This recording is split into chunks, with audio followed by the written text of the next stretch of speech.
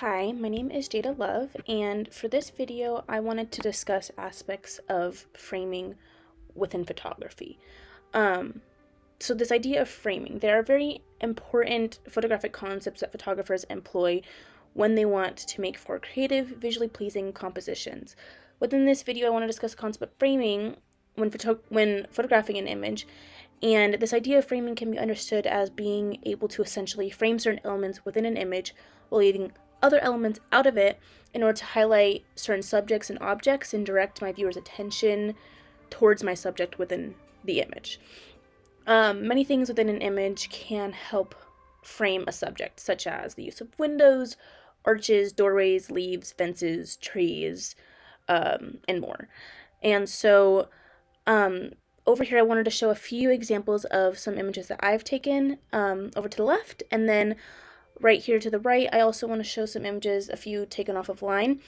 As you can see, this idea of framing uses other elements such as fences um, and natural elements such as the use of hands and doorways in order to essentially surround the subject you're trying to focus on within the image and direct the viewer's eyes towards. Um, and so within this idea of framing, it is a very large concept, and the way people can go about it is essentially endless. So with that being said, I want to try to focus on a few strategies that are useful when trying to frame an image. These techniques will be very helpful when learning this idea of framing and applying it, but keep in mind there are also other ways that we can use framing outside of these ways that I'm going to discuss. So the first idea of framing is you want to be able to essentially use your viewfinder to set it up at a certain angle or perspective that allows for an optimal way to frame your subject. In other words, over here, this image, I can show you that the viewfinder is just at the top of the camera. You supposed to put your eye up to look through the camera, and that way you can see essentially the outside environment. You can see the world through your camera lens. And with that being said, you want to position your camera and your viewfinder in a way that you can have subjects frame your main subject that you're trying to get your viewer's attention towards. And so the first thing when framing a subject, we want to look at a few things. We want to look at our subject and see what ways we can use the natural environment to frame our subject. By this I mean looking at leaves, trees, doorways, arches, fences, things like that, and more. And then so that's the first point, finding ways you can frame the subject with other items. Second, once you find the environment in which you want to frame your subject, you need to figure out what subject at all you want to frame. So let's say we have a forest of trees that we use, and we can see the leaves. The leaves are our frame, but what exactly are we surrounding it? Are we looking at a building to the leaves? Are we looking at a person, a car, something like that? You want to find the subject that is interesting to your audience that you can frame it. And then third thing is you want to make sure to focus the camera on the subject and not the foreground. With that being said, let's say that you use a fence to frame your subject. I have an image over here that is a perfect example of something that I've taken. This image right here, it shows the fence and it shows the truck behind it, but the truck is blurry. And so with that, the camera was focused on the foreground, which was the fence, rather than the background.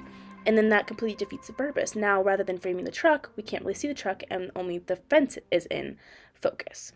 So you want to make sure to focus on the background and not the foreground.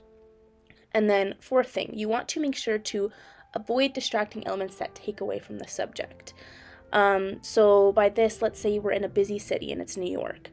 If you want to let's use a fence idea again. You want to use a fence to frame a tall building in New York. Well, within New York, there's trash. There's a bunch of other surrounding buildings. There's a bunch of people, bustling cars, everything that you could think of. And so with that being said is you want to find a way to minimize the distractions in the image so you can focus on, say, that building you're trying to frame. And one good strategy that you can use to do this is by changing your perspective and your angles that you use when you're looking through a camera.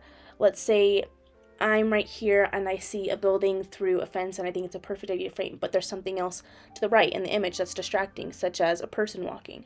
I could perhaps move closer, and then that person is now out of my frame, which limits the distractions that my viewer might see that distracts them from what I'm trying to frame.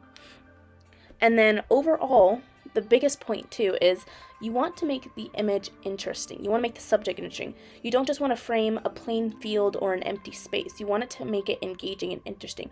What are you trying to portray to your audience, and why is that interesting? Why is that engaging? Why does it make it exciting? And then one more point I did want to discuss is, let's say you're not using camera, you're using just your regular cell phone. You can apply these exact same concepts to the cell phone, moving around, doing angles, getting closer and further away, using your natural environment to frame your subject matter. The only difference being that instead of using this idea of a viewfinder and looking through the camera, you can essentially use the grids that show up on the camera. So in this image over here, it shows the grid lines that you have in a camera. You can essentially line up whatever subject is in front of you to maybe match that. So let's say you're photographing a doorway or an archway. You can line up the lines of the arch to frame, let's say, the person you're trying to frame. You can line up their doorways of the arch with the grid lines to make this image avoid distracting backgrounds. So it's specifically closer up to that, and then it frames your person or your subject that's past your archways. These grid lines on the phone just essentially help order and facilitate placing certain subjects where they need to be.